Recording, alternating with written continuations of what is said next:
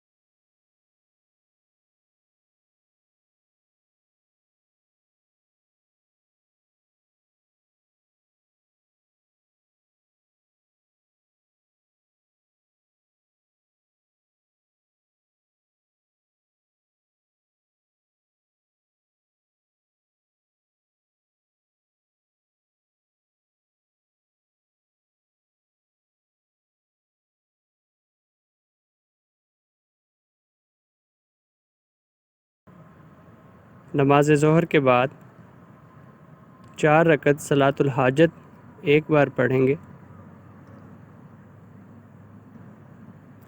اور اس کے بعد نماز عصر کے بعد آگے بتایا گیا درود پاک 55 بار پڑھیں گے۔ بسم اللہ الرحمن الرحیم، اللہم صلی علی سیدنا محمد النبی الامی وعلی آلہ واصحابہ وبارک وسلم۔